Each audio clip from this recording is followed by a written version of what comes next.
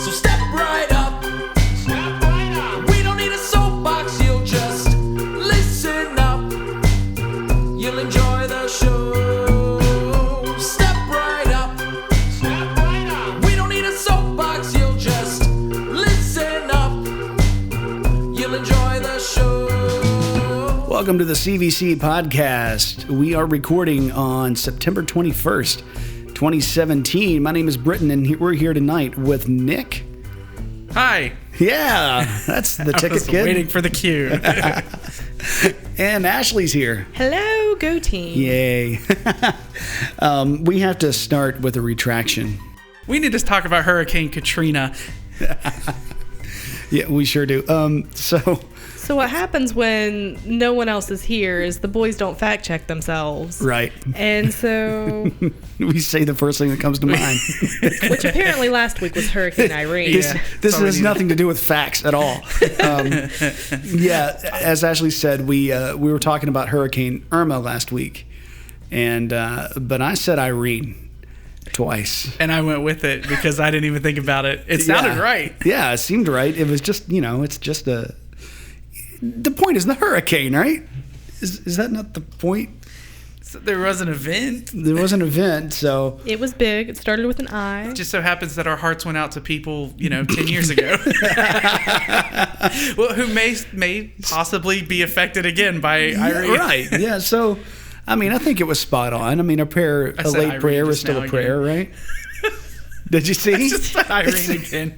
Irene was so detrimental to her. I don't remember. Irene rolls off easier than Irma, I think. Irma. I feel like I'm a country person when I say Irma. Irma. I almost feel like Irma shouldn't have been an I, but like an E. Yeah.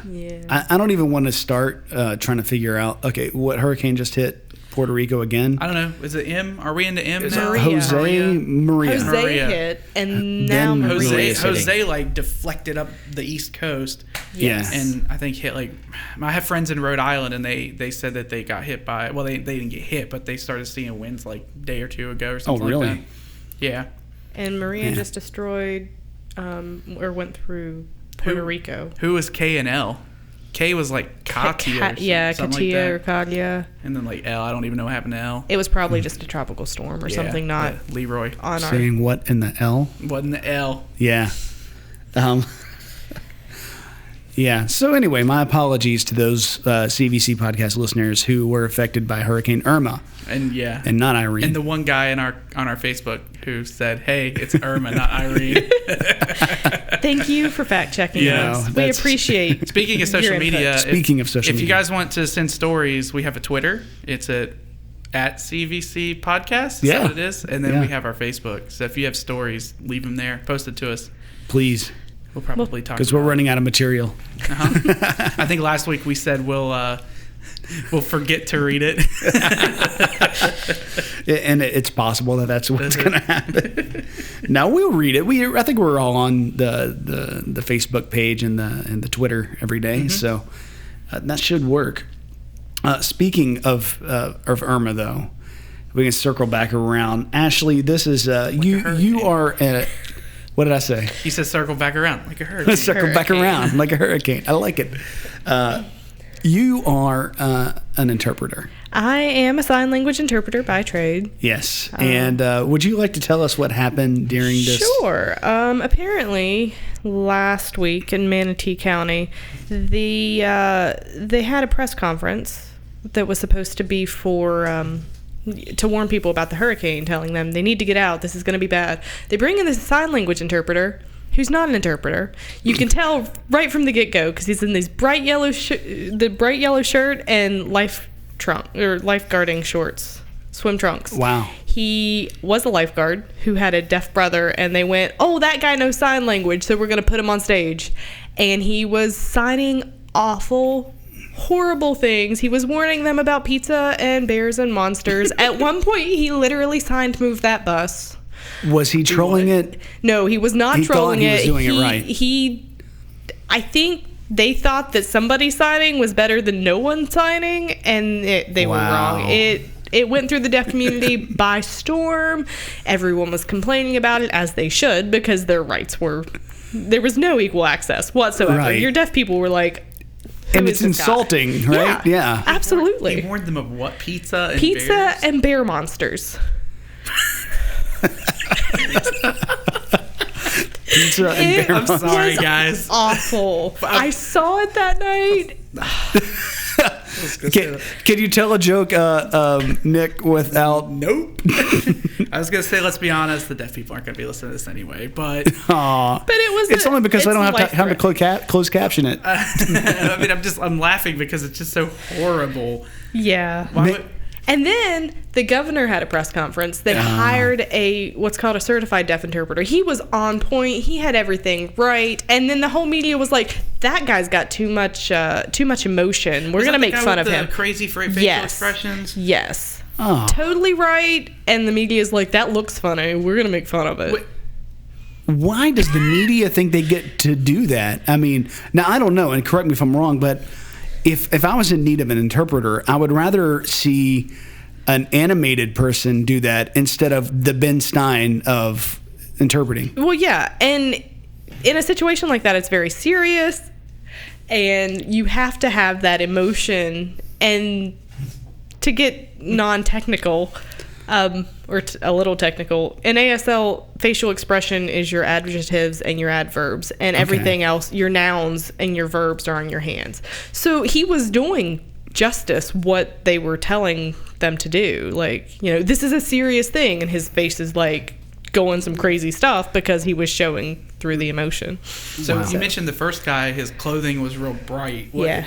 I don't know anything about it. So is bright clothing like a big issue? Or? It is.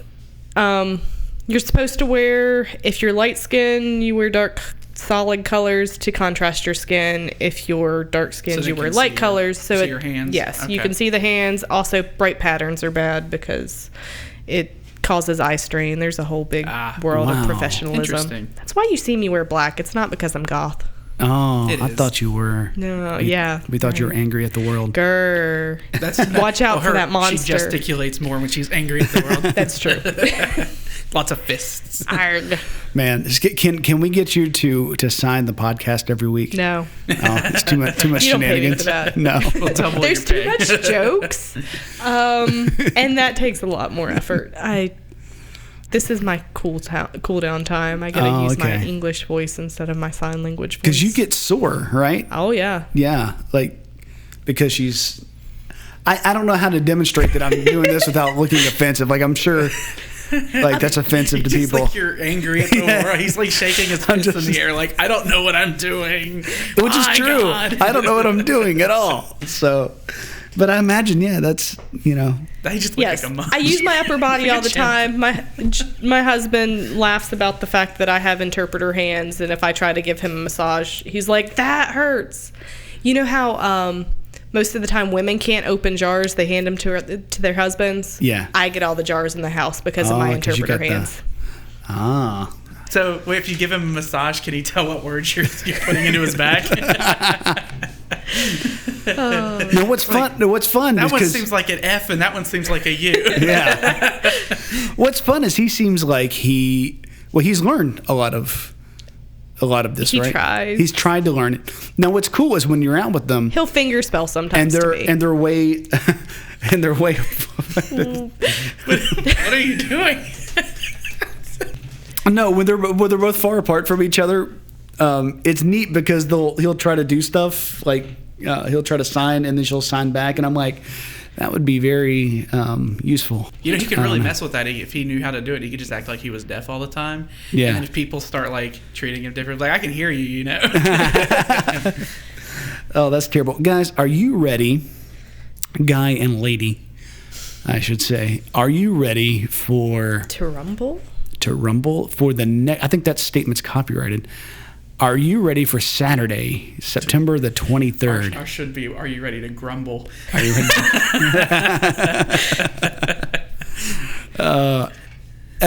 There is another prophecy, if you will, from the prophecy YouTubers and websiters and all that good stuff that says that Now, all the news reports are reporting this as the rapture is going to happen on September 23rd. None of these guys are saying rapture, but they're saying big event on September 23rd. Something will happen. Something huge is going to happen. Huge. Huge. Now, to set this up, we've been joking around for the last 4 or 5 weeks that the eclipse started the tribulation period. That's kind of what they're saying. That's what they're saying. And then They're apparently, saying it's a sign in the heavens. Apparently, my jokes are real legitimate prophecy. No. No, not You've so always much. been that way, right? Yeah. You've always been ahead of the times. I have. I have a 3-year Britton rule that says whatever I say in 3 years will become mainstream in the church. And it's pretty close sometimes. But I quit prophesying years ago. We talked about this a few weeks ago too. Yeah. Like I don't think we went too deep into the whole astrological side that we'll probably do tonight, but it gets deep. It gets really deep. A lot of people apparently have been picking it up, and I guess you sent us that one video. Right. This the guy. If you've ever seen It's Always Sunny in Philadelphia, and I don't know how many people listening to this will have heard it, maybe some, or seen it. There's a scene where Charlie they're working at like this business, and he's in the mailroom, and he has this hallucination that there's this big conspiracy, and he's dressed up in this suit and tie. This guy looks exactly like that. So I always think of Conspiracy Charlie whenever I watch this video. And this one's like a 2016 video too. Like, yeah, I mean, they've been calling it for a while, so kudos for them for the I've never actually seen that Sunny in Philadelphia, but I've seen that meme of the conspiracy guy. So it's very easy to see, and he does. He dressed just like him. Do you think he did that on purpose? I don't know, because I can't tell if these seem like the kind of guy that would watch that. I don't know. Here's the problem with a guy in a tie and short sleeves. They always look like a gym coach. He just needed a sports jacket. That's right. Calling back to the sports jacket. That would have made him look too legitimate, so he wouldn't do it. He spoke like a Southern pastor too. Like he totally did. Cadence and voice. Oh yeah. Mm-hmm. Yep. Yeah, that's what they were. So apparently, the things in the sky that are gonna, like, the stars are all gonna line up, and we're gonna see the woman who's pregnant from Revelation chapter 12. She gives birth. It has to do with the constellation Virgo lining up. Yeah. Then they haven't done it. The one article we had last time, it said it's never done it. Yeah. And then one guy said since it also Adam has to do with the Star of Bethlehem showing up again. I guess it comes up every 2,000 years or something like that. Right. And according to that video, whenever a great biblical event is getting ready to happen. Exactly. Every time he said that every time the star comes out, something biblical proportion happens, basically. Right. And has something to do with the mother giving birth to the child and all of that stuff. And I guess it has to do with the astrological symbols or something. There may be something about this. Like, I don't know. No Saturday. I mean, I don't want to go out and like throw another end of the world party, which we did on, what was that, May 12th, 2012 or 21st, 2012. We had a ginormous We had a big bonfire. We burnt Left Behind books. Yeah. Did we really? We did. We burned Left Behind books? I'm pretty sure we did. That's almost sacrilegious. Man, I remember talking about it. I can't remember doing it, but I'll believe her if she says it, man. I'm that's pretty hilarious. sure that the person whose home that we were at brought out their Left Behind books and threw them into the fire. That's awesome. Everybody loves... Okay, let me back up. I find it interesting that it's not really the Christian news points that have picked this up and ran with it. There have been a couple that have talked about it a little bit, but it's been the secular media that have picked this video up and ran with it. Well, the article, whoever posted it in the thing, it's from Fox News. I saw it on NPR. Really? Yes. Oh, interesting. Yeah. I mean, the things that are lining up are very cool. Like, regardless of whether it happens or not, like, it's pretty cool that you can say, oh my gosh, look at this book, this book that we've been reading for 2,000 years, and it says something's going to happen in the sky, and then this thing is happening in the sky. That's pretty neat. Yeah. Like, regardless of whether it happens or not, it's just awesome. Of course. And the other article, the one from a few weeks ago, I don't think, they said something like it's not really going to go down until whenever the next eclipse goes across, because it has to make that X over the United States. Yeah. Which is the same that was 2024? something like that, and it has to, and that's the last letter of the Jewish alphabet. And So do they think that's going to be the That's onset? 7 years from now, guys. Yeah, right. So in if you're 3.5. looking at numerology, So if that, important. depending on how we work that out, I mean, we can say the tribulation period started, but then we'd have to be mid-tribbers, right? It would be the 7-year post-tribber. tribulation period or whatever it is would be between now and then or something. Yeah. I don't know. My mom has this awful joke that the first Trump has sounded. See? Because well, of that's the what I said president. then. I was like, so there's going to be 7 years of tribulation. That means he wins another term, right? Right. But he doesn't get to finish it. Yeah, maybe. Oh. Oh, so Let's just hope it's natural. but here's the thing, like, because we had the eclipse and we're having fires now, we have earthquakes. There's been 2 earthquakes in Mexico, 1 in Japan. All of the United States western side of the country is on fire. It's been on fire for a while. Yeah. Hurricanes are going nuts. There's been at least 4. We're up to 4 or 5. See, we're going through the alphabet real quick. Yeah, we're getting Yeah. there. I mean, the ones that are actually, touching down. And then you have this Equifax thing Oh, yeah. that the blows Equifax. up everybody's credit. Yeah. True. And so and don't forget the nuclear threat from North Korea. Yeah. Whether it's true or not, you know that people don't necessarily have to attack for a war to start. Yeah. Oh, yeah. So there's a lot of weird things. He's a little rocket man. Yeah, rocket man. Man, I love that he said that. That's just, I don't always like what our president, the way that he says things. I don't always like it, but man, that was good. That was good. That was funny. Can we talk about the Equifax thing real quick? Yeah. Because that's interesting. I don't know much about it other than this idea that there was that big breach of security, right? And they didn't tell anybody about it until after they cashed out all of their stock in the whole company, and then apparently there was 2 breaches that that happened. One happened months ago. Now, if I didn't think, and the other thing, the website they wanted you to go to, was fake. It was, yeah. Oh, I didn't hear that. So it would ask you different questions, and then it wouldn't redirect you to anything. It wouldn't help you do anything. I don't know who I gave my information to. I heard people say that they put their information, the exact same information in, and it would give them different results. Yep. And then there were also things that they were, like you said, rerouting to different things, and I don't know. It was weird. There's no way that if you've got to check records against, what did they say, 140 million people, that you can just click a button and it instantly comes back. Like, that website's not that fast. If you go check your credit, it takes a couple seconds. It takes a little bit, 10, 20 seconds sometimes. So we knew that had to be fake. But if I was the Antichrist, I love conspiracy stuff. I love it. Conspiracies. I don't believe it, but I want to. Like, I'm like Team Illuminati sometimes.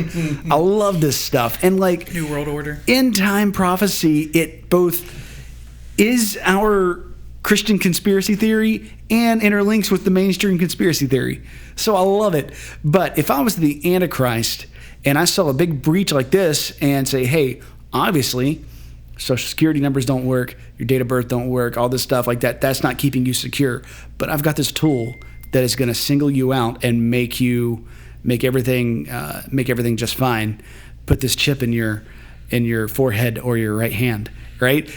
And now I'm not saying that's going to happen, but I can guarantee you Sunday morning in a church somewhere, there's going to be a preacher preaching that. Oh yeah. Yeah. So, I've heard those preachers preaching that, even to the point of cell phones and Apple Watches and federal IDs and. Well, let's say there is going to be some sort of mark of the beast like that. It's going to be using the technology that we already have, just smaller. I mean, we've got the technology. We already let it into our homes. Yeah, we've already invited Big Brother. Like, I mean, we're carrying. Each one of us is carrying. A breach of privacy right in our hands. Yeah. So for the convenience of being connected to something for information, basically. Our carriers know where we are, and Google knows where we are. They know where we've been. They know what we're. Yep. Yeah. So they know our habits. They know. They advertise to it. They sell that. They sell our habits. We are the product, and now. And our Congress has allowed that. Yeah. Right. Well, it's a free country. Somebody's paying for it. They'll take any tax revenue they can get. So, or whatever. It's all about the money. It sure is. But we have, iPhone, the new iPhone 10 does facial recognition. I know Android's had it for a while, but you look at how apparently they're doing it. It's Android pretty slick. Is like a flat 2D sort of thing or something, whereas the new iPhone's like a full. It's like an infrared scan. Yeah, it's like a full scan of your not head, but like different angles of your face. Apparently. Oh yeah, I'm totally picturing like all of those heist movies where they have to do the bioscans. Yeah, and that's what we're getting to. It seems like we're gonna have Minority Report. Yeah, and they don't. Now here's what Apple says: they don't send that facial stuff to a server. It's all done on a chip in the phone. I want to believe that out of them. They seem to have had a better track record with not sending my stuff to the internet other than Siri and iCloud. Do you remember a couple years ago, or maybe a year ago, when Apple, the police wanted to force Apple to open up the iPhone, and they absolutely refused. Right. Yeah. I saw something the other day about the facial recognition, and they said all a police officer now has to do if you're arrested to open your phone is going to be to point and click it at you. Yeah. Because of facial recognition. So all of that safety, all that protocol that we have gone through that Apple was like, no, we won't do anything. Yeah. They've just enabled it so that we can allow them to do it. Right. That could It's a warrantless search. I don't know how it would work. Like, is a police officer allowed to take a phone out of your pocket? No, but if it falls out of your pocket, well, I'm going to be real careful. In the process, out of your pocket, while they might be holding while you they're upside searching down. you. I mean, I guess they are allowed because they do frisks and searches if they with. I don't know. Does that breach the Fourth Amendment? Because But if they tried to take this to the courts for that reason a couple years ago with just the code. And well, they were searching. That was in relation, if I remember, to the San Bernardino thing. Yeah. And so I believe that they were searching specifically for that. But for me, I don't like that. I felt like it was a big overreach because it was the FBI or something. It was a big I felt it was a big overreach of trying to force. It's one thing to try and open the phone, but it's another thing to force a whole company to put in a backdoor policy. Come on, if the FBI can't figure that out now. Yeah, the FBI. I think they were just trying to set up a protocol. I think for future. You never searches. want to put a back door into these things because the government can get it, and so can everyone else. Yeah. And we already know that. If you follow WikiLeaks at all, we already know that the NSA had a huge leak a few months ago, and we already know of all of the back doors and the things that they have in place already. We already knew that they have back doors to all of our information as it is. I mean, to have, and the worst part is the programs that they had were leaked out to other people. So the NSA is not the only ones that have those back doors, which I think is why we had a lot of those ransomware attacks. That's my connection personally. I don't know if that's true or not. But. No, it could be. I mean, all this stuff is connecting up right now. So, I mean, I've been trying to just keep myself off the internet in a lot of ways, and I don't know how to, properly do that, but gosh, there's just so much personal information that's out there, and it's never that I have anything to hide, but it's still my personal information. Yeah, and if you get too much personal information out there, and then Equifax does what they do, it becomes real easy for identity theft. So I mean, that's why we've got to be careful about these things. But all this I think is going to have this big culmination that there is just no privacy anymore. And to take it back around to our conspiracy theory, Big Brother's here, Big Brother is watching and listening to us right now. And ready to take control of our lives. Absolutely. Yeah. So if that's the mark of the beast, well, I don't think anyone's going to be surprised about that. I think it's pretty spot on that eventually something like that happens, regardless of whether you believe in a rapture or whatever your eschatology is. There's something's brewing. Oh yeah. And it's getting weird out there, and Like, what's the in 1984? What's the Ministry of Truth or Ministry? Yeah. Yes. Which is that the one that has all the information? It's been a while. I think so. Yeah. So, hi, Ministry of Truth. Yeah, it's you know, and I've never felt in this country like my faith is under persecution, like all the persecution like people act. But it wouldn't take much for like a sinister government to just outlaw that altogether. So I mean, that's an issue. And, you know, and I don't know if revelation has happened already. That's what the preterists think, or if it's going to happen. That's what a large amount of people think, or that kind of stuff just keeps happening over and over. There's probably variations of that, but you know, people in the Civil War thought that they were living in Armageddon then because of their personal scope against brothers. And yeah. So I don't know what the answer is, but man, it's amazing. It's just fun to watch in a way that, I don't know. I would love for there to be a rapture. Oh, yeah. I would love that. That would mean, like, I don't have to go to work. Like, that would be awesome. And I know there's a lot of critics of the rapture, like, well, it's escapist theology, which they're right. Oh, yeah. You know, there's a whole lot of people who live 80 years on this world just waiting to get off of the planet. So, what do you do? If they are right, yeah, more power to them. Like, props to the people who go through all of this to tell people and then get proved right. Because that was the test of prophets in the Old Testament. Like, they had to have their prophecies fulfilled. And right. And I wish I'll these tip guys, my hat to them. These guys that we're posting in the show notes, I would love to see how much of what they say happened. Because one of the guys on there said, hey, I said this a couple of years ago because it seems like September 23rd is always a thing. According to this guy, yeah. According to that guy. And he said that he predicted some things for 2015 and it happened. But if you do look at the link between, is it 1947 that Israel becomes a nation? Yeah. Then 1967, then you get a big war, and then 2017. Here we are again. And like there's increments of 50, and there's increments of like 70, and 7 is always completion and that kind of stuff. I'm also surprised he didn't throw. He was saying that it was 2,000 years to this and 2,000 years to the Abrahamic star. Yeah. And I'm surprised he didn't relate the exact dates of September 23rd and all of to it. Make Jesus' birthday that day, because they've predicted that they think it's around September-ish anyway. Yeah. So I'm surprised there was one guy I was watching who said September that. 23rd. Really, I didn't. Yeah. I missed that one. I just watched the. I went down a deep dark hole yesterday, guys. I was like, YouTube hole, didn't you? Oh my gosh, it was bad. It was because I've said on here before, I work from home, so I can just keep noise going all day.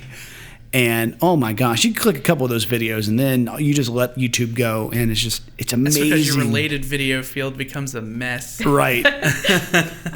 Yeah. I've done that with flat Earth pins on Pinterest before. It's interesting. Like I'm not a flat earther. No, but you follow them. You follow the controversy. You like keep going down through it. Going. I love watching. Wow, that's interesting. Yeah. That's totally fake, but that's interesting. Flat Earth interests me simply because the amount of delusion you have to have, because the amount of other conspiracy theories that have to interweave within flat Earth to make it even plausible is insanity.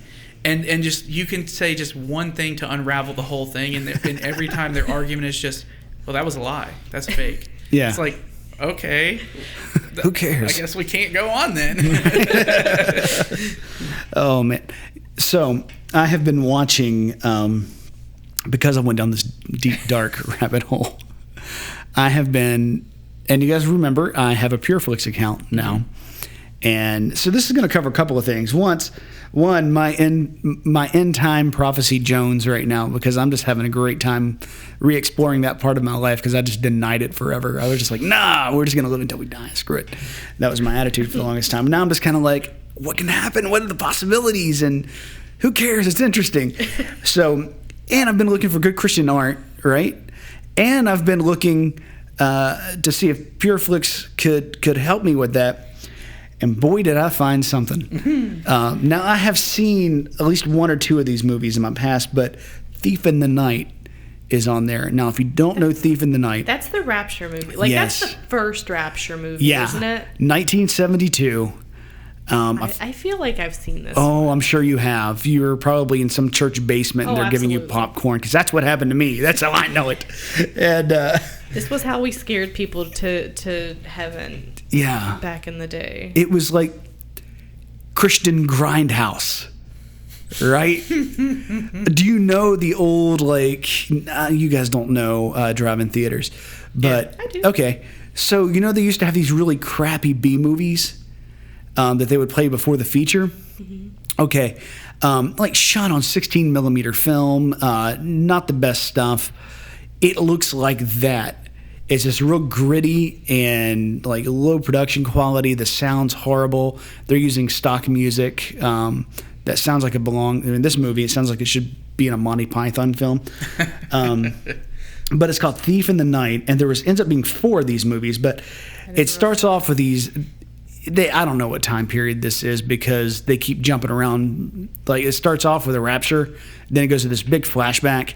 And then the rapture happens, and then another set of flashback, and then back to the rapture happening. It's real, like... It's Left Behind before Left Behind was books. And Jenkins and LaHaye said that these movies influenced them. Yeah, influenced their work. But it's about these girls that were... It's like a horror movie because it's got these elements. Because you remember, if you watch a Christian film, it's usually glossy, shiny. Uh-huh.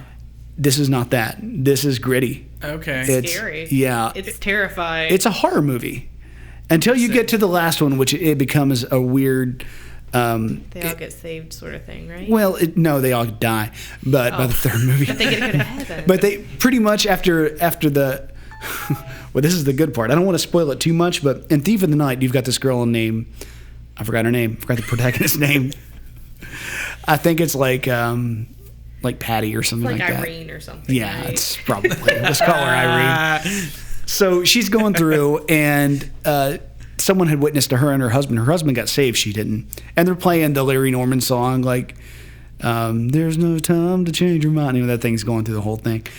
And it gets to the end of the movie, and she's left behind. By the second movie, her and her girlfriends are out running around trying to escape from the Unite people who want them to take an ID, right? Either in the forehead or in the arm, right? Mm-hmm. So they're trying to do that. It gets to the end of that movie. Her friend gets decapitated because they're in their cell. Yeah, I mean, it's it's tough, man. It's tough. Yeah, because that's the thing. You take the mark of the beast, or you get your head cut off. Oh, that's the Bible, brother. Yeah, and they're going Old Testament. Yeah. They're going to Book of Revelation. Yeah. Revelation. And so that's the second movie. That's called A Distant Thunder. That's 1978, and it's funny because the haircuts are completely different, but they seem to act like it's the next day. And then the third one, 1981, Image of the Beast. So like the main character there, she sees her friends die, and she freaks out, and then it freezes frame, goes to black. That's the end of the film. You don't know what happens to her. She's still not saved. And you don't know if she dies or not. That's the end of the... That's the end of the second film. Second film, okay. The third film, it opens up. They're dragging her out to the guillotine. And... I feel like I've seen all of these. Yeah, you have. I'm sure you have. I haven't seen any of these, and they sound amazing. There was one character I saw, I remember that this one character, he had the Star of David on, and that image is seared into my brain from when I was like 4 years old and watching this at church. Stuff. Like I'm picturing this as you're telling me. It'll stick in your head because that stuff was scary, and that's how they did it back then. They scared you to death at church. So why they showed this to children, I don't know. Well, they showed it to the whole church. So in Image of the Beast, this main character is there, and she's like, I still don't know what I want to do. They're like, well, if you're not going to get the thing, we're going to put you on the guillotine. So she's sitting there, and then everything goes dark, and there's an earthquake. And she's like, I want to take the mark. I want to take the mark. But everyone's running off because of the earthquake, but she just doesn't want to die. We've spent 2 movies now and thinking, oh, she's going to get saved, because Christians, we love to see people get saved on film. Story, yeah. And you'll love these because there's someone getting saved like every 3 minutes. A lot of awkward prayer. So it's bad. The dialogue's bad, but it's it is what it is. So she's in the earthquake, and she's like, I want the mark of the beast. I'll take it. Yeah, blah, blah, blah. And then the earthquake happens. It shakes the guillotine loose and cuts her head off.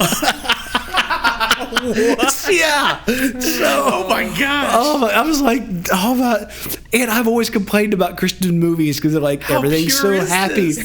I don't know, but this was amazing. Well, it's okay to be that scary if you're scaring people out of hell, right? That's okay. Apparently that's what. So an image of the beast, the rest of it, this guy takes over and they're running around and they find some long-haired former preacher who has this great map of the book of Revelation, and they're running around and people are getting killed and all that kind of stuff. Not as memorable as the first one, but they kind of pass the torch off to this thing.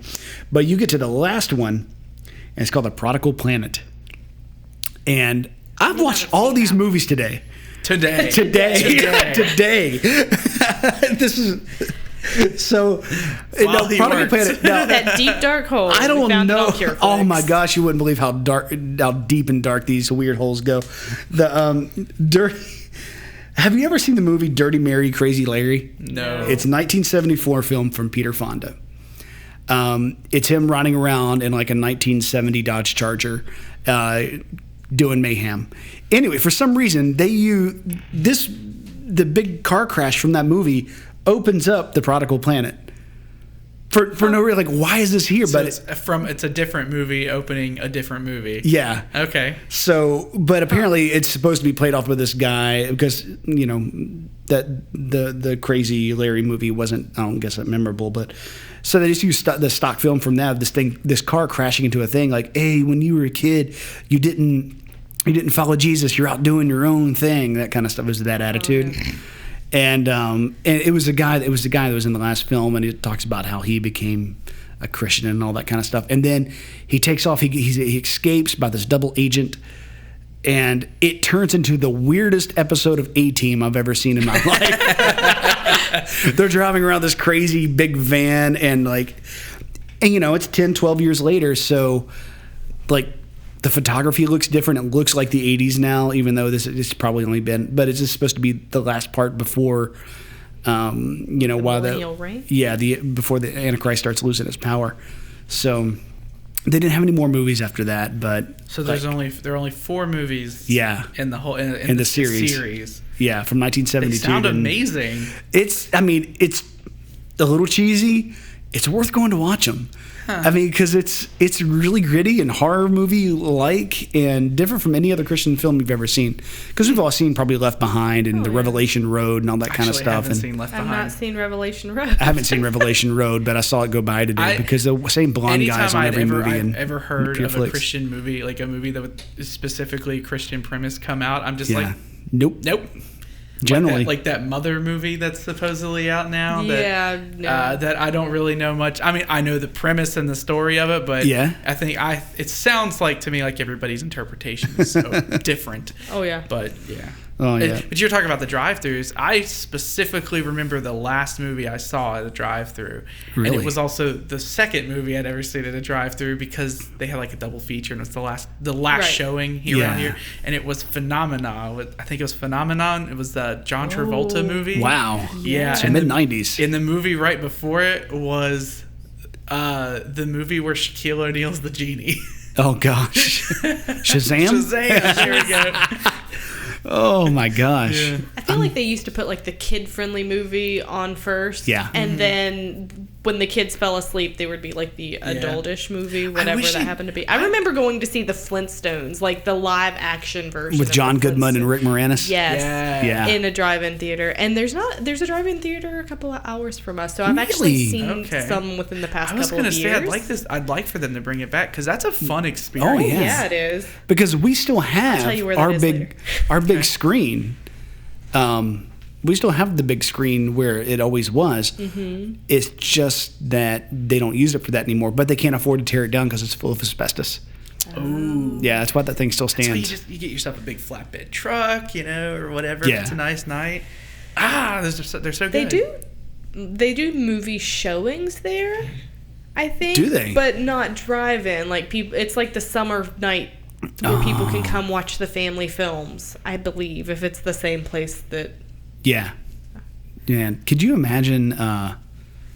Because we were talking about B movies and grindhouse films, and they played in the drive-in theaters a lot, and those are pretty rough for like something that big with that many boobs to be playing where everyone can see it, like the little residential area next door. That's true. Yeah, but now we just have HBO in our homes. Right. Yeah, we just pipe it straight in. We just watch Game of Tits every weekend. So. Right. That's how we do it. So there was an Australian church. There was, yeah. Oh my gosh! Tell me what this is about, man. So essentially, the article, it's on Breitbart. So I mean, take it how you will. If you're not like, you don't lean that way or whatever. Breitbart to many people is going to be like Huffington Post is to me. Right. So I was kind of like, we're putting Breitbart on. Right. So I mean, I get it. I get that there's the leaning. I totally understand it. But supposedly in Australia, there's a church that they put up a sign. I don't know if they're having a big vote or whatever it is about gay marriage or whatever, but there was a church that put up a sign that basically said marriage isn't between a man and a woman. Yeah. And is between. Is. Whatever. Did I say was? You said isn't. Isn't. Oh, yeah. Whoops. Well, whatever. See, fact checker. Fact checking. There's where. Well, that just probably shows my leaning. I don't really care, but they got a bunch of. They got a lot of crap for it and a lot of threats for it. Wow. But yeah, actual threats, according to the guy who I don't know if he runs a church or whatever he is, but basically you got some threats saying things like there were people who were calling to bring like gasoline down and set the church on fire and all this other stuff, and I know Australia is really strange when it comes to certain laws because they're kind of crazy. Like they don't have the same.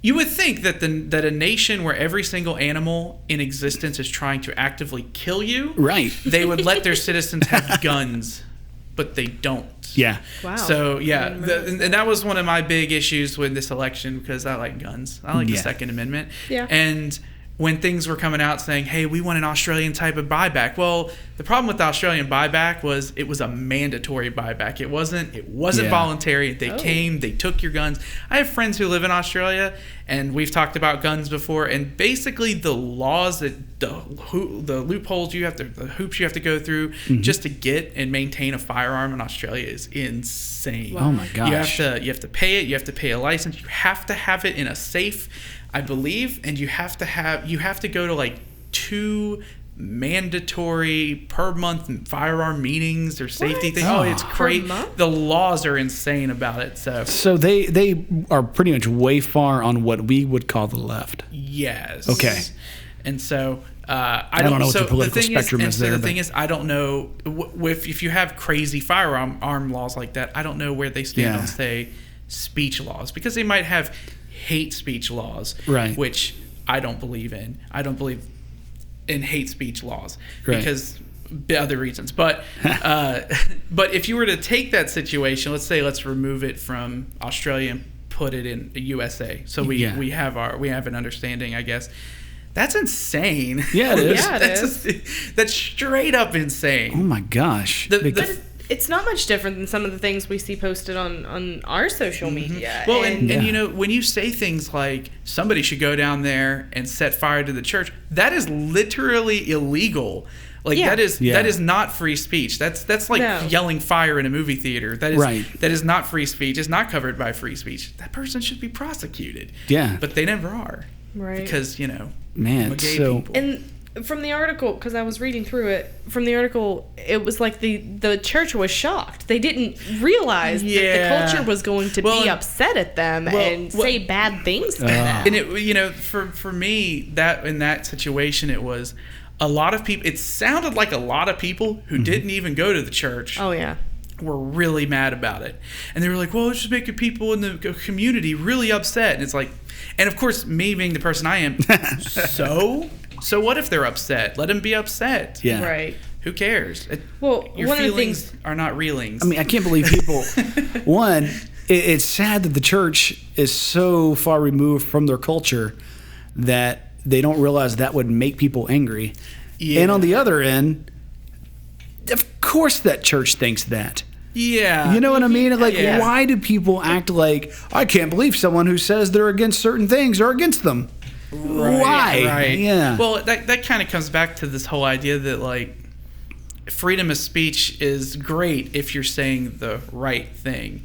Because even if I disagree with their stance on it, they still can believe it. Like, I don't agree with the whole it's only man and a woman, legally anyway, I guess. Yeah. But, I mean, I don't care who gets married. Yeah, I don't either. As long as there's consent. I just want people to be happy. And now I will never tell a church or a pastor what they have to believe.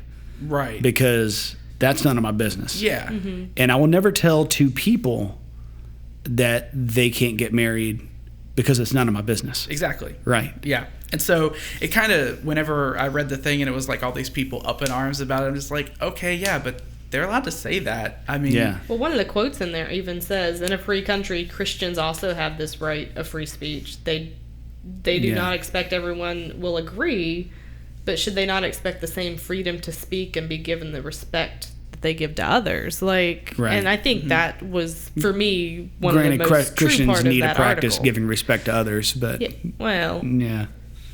obviously that sign really didn't help much. No, it didn't. No. But they do have the right to say what they want, even if it's going to tick some people off. If they were here, they'd have that right. I don't know. Well, I think that was that guy. I don't know what their speech laws are. I think that was the guy, a quote from the pastor or whatever. So I'm assuming. Okay, I don't know. I don't know enough about it. I don't remember it now, but.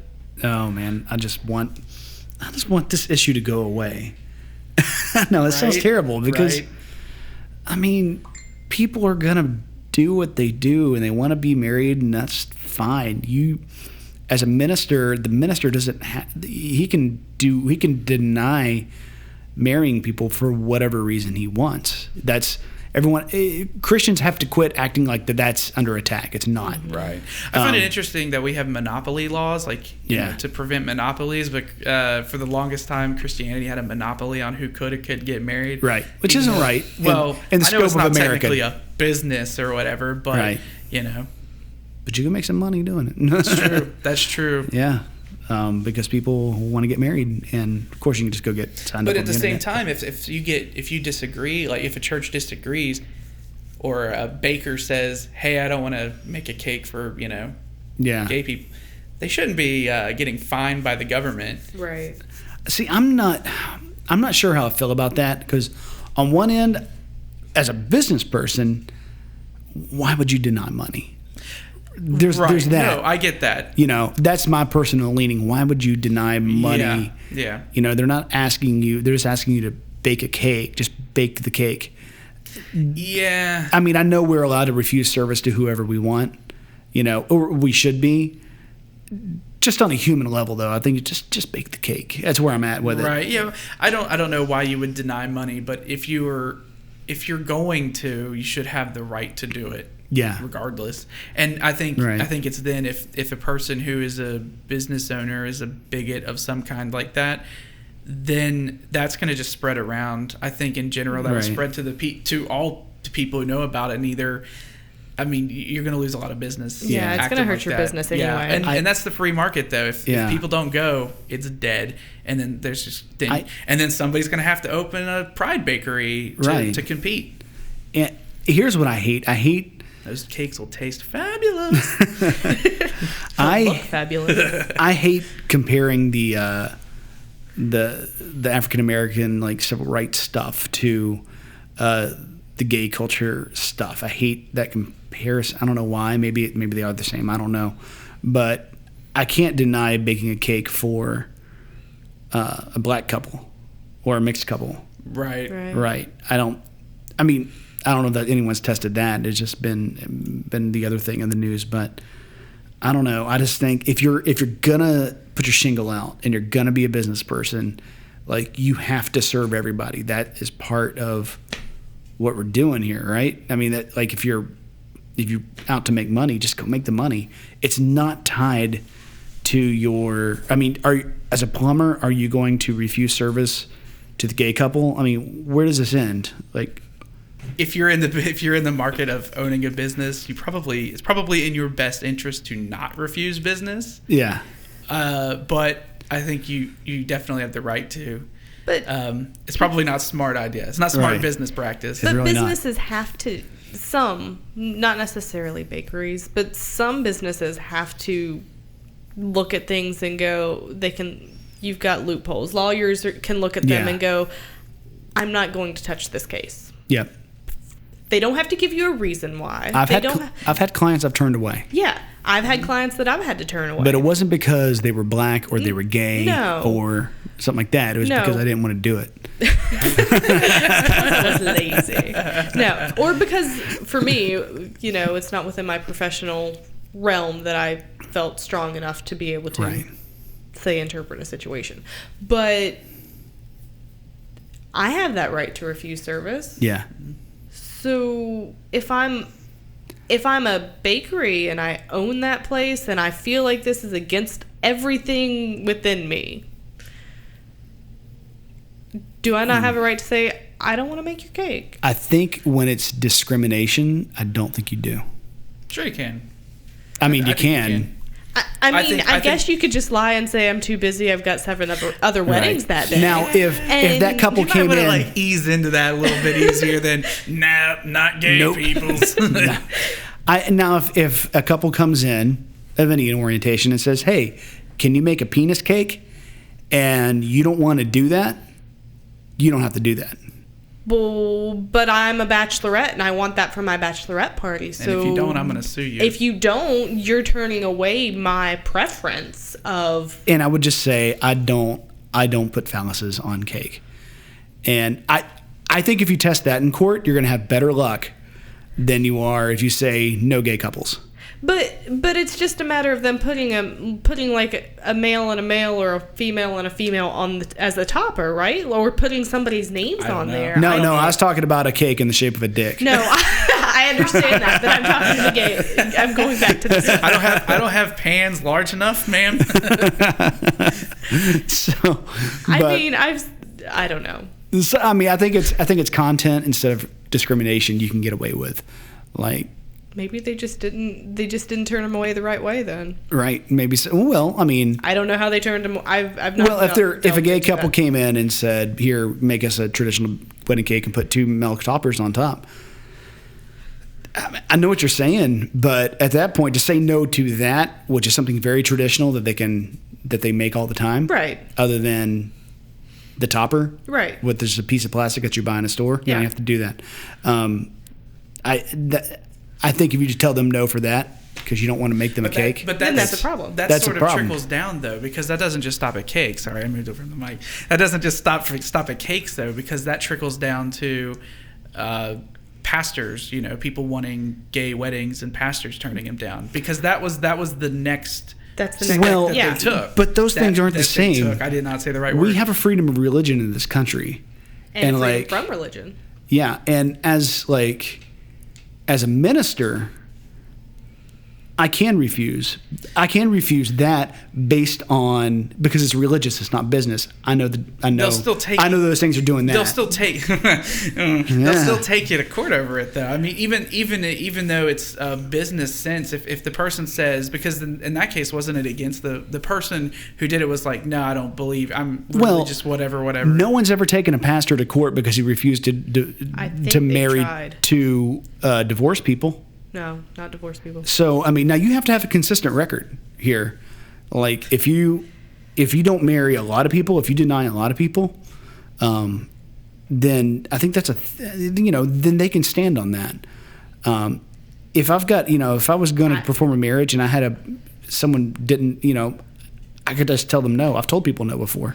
And I've heard of pastors turning people down because they were divorced. Just because you asked doesn't mean you have to say yes. They'll find someone else for you, or maybe recommend someone else that they know will marry a divorced couple. But they themselves will be like, no, I refuse. Why isn't that also a good business practice for, say, a cake baker? Say, hey, because this is a religious ceremony, not a business. I get that they make money off of that. Yeah, past preachers are charging anywhere from $50 to $500 to show up and do a wedding. So and there's a gray area there. It's a very gray area, and that's what we're circling around here. Yeah. Like, I get it for the pastors, but like all I'm saying is, if you're going to do business in the general public, I just have an issue with the government forcing people to do anything that they don't want to do.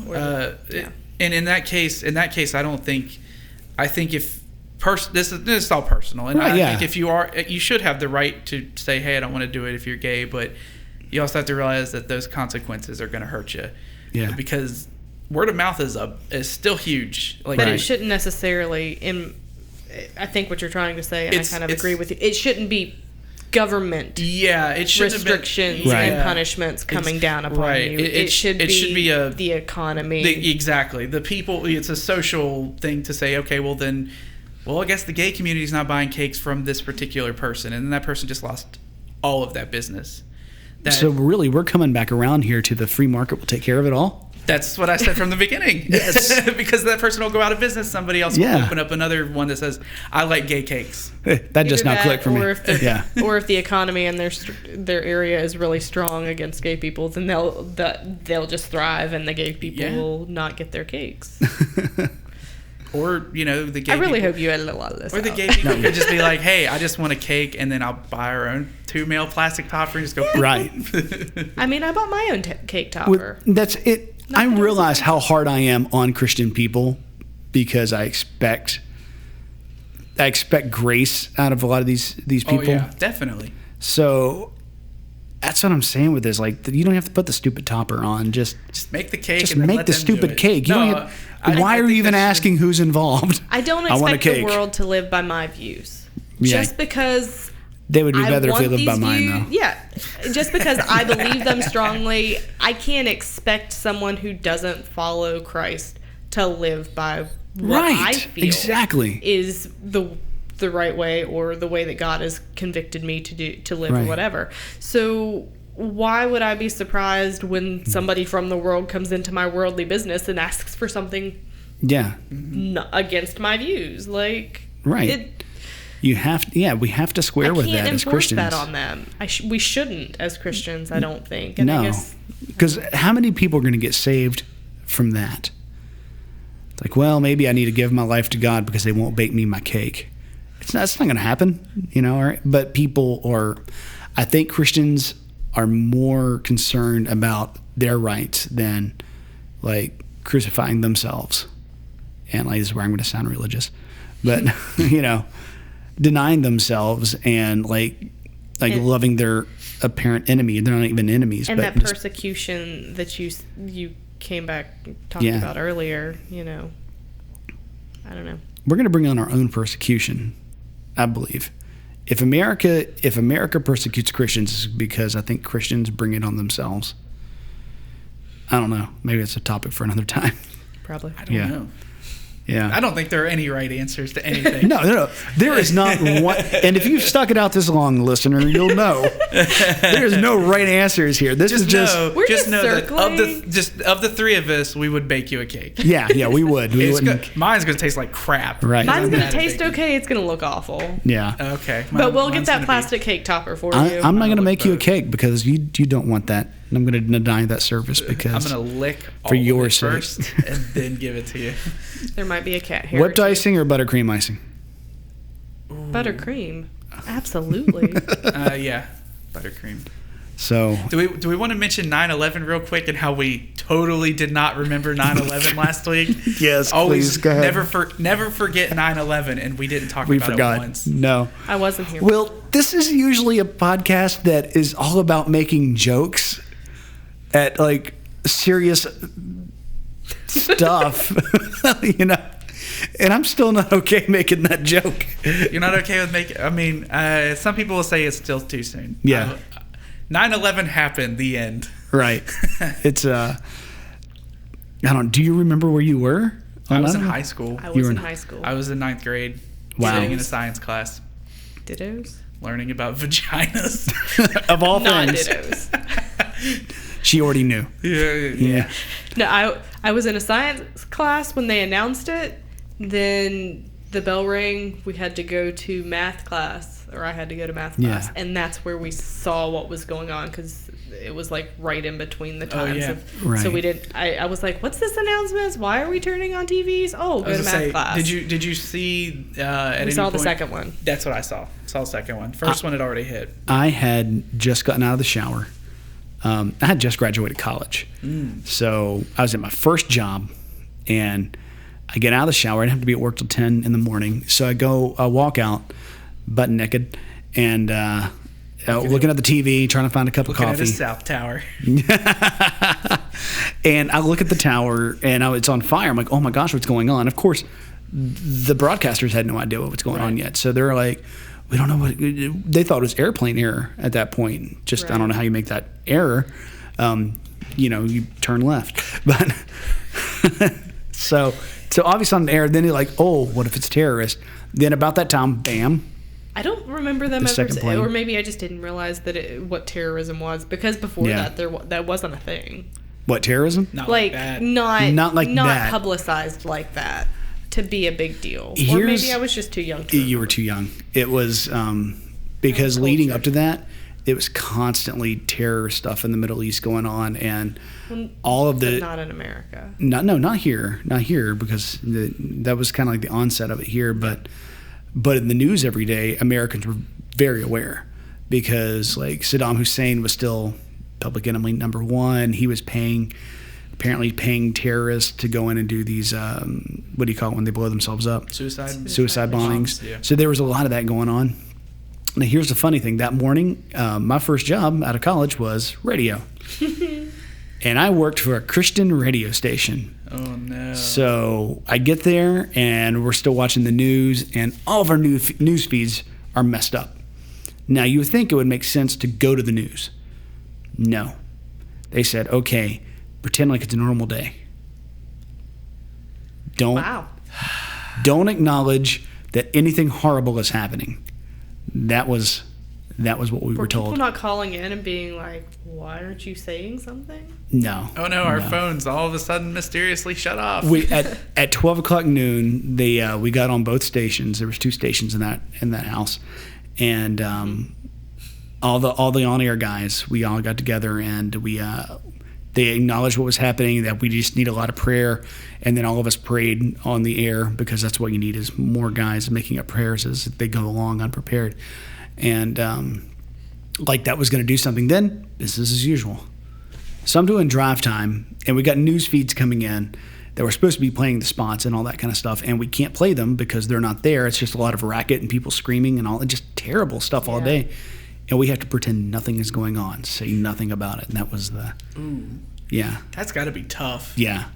Obviously you're going to be scared to death at this point. Is my country blowing up around me? What else is going on? Because you don't know how many planes are falling out of the sky at that point, and that's what they told us to do. Just pretend like it's not happening. So way to go, Christianity, you missed it again. We had our Bible study at lunch, which everybody in the school was at because they were like, oh, it's the end of time, what's going on? Yeah. And then we had it on the news all day until the afternoon when they were finally like, maybe we should teach class, but we don't know what to do at this point because the teachers were just as frazzled as everyone else. Did you go home? I don't remember going home. They gathered us up in the gymnasium, and then they were like, well,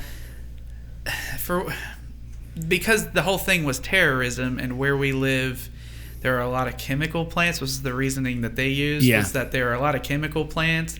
For some reason, we were on Saddam's list in the 90s. I was going to say we would be big target to. If you went home, then I'm sure I went home. So they sent us all home. Yeah, that's wild. We were doing small groups back then, like prayer meeting, and we had people come over that night, and it was a big prayer meeting. And remember, we had prayer at our church that night. On a Tuesday night, we had prayer.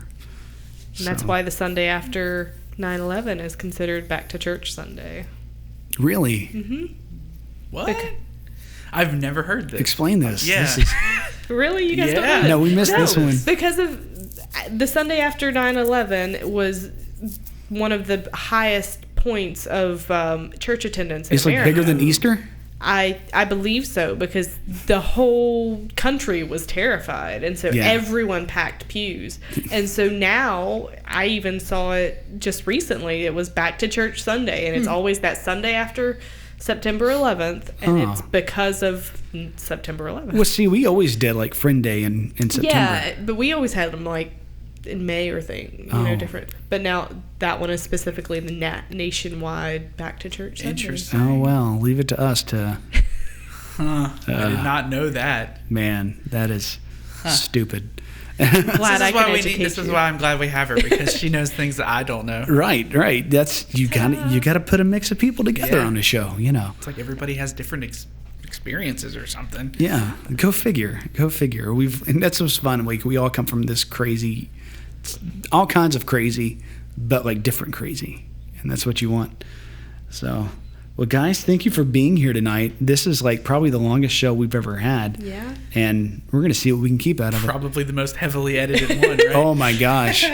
So any parting thoughts from anyone? Nick, what are you thinking, man? I think that you guys should follow us on our social medias. Yes. On Facebook and Twitter and the 30 other things that you signed us up for that I don't know the names of.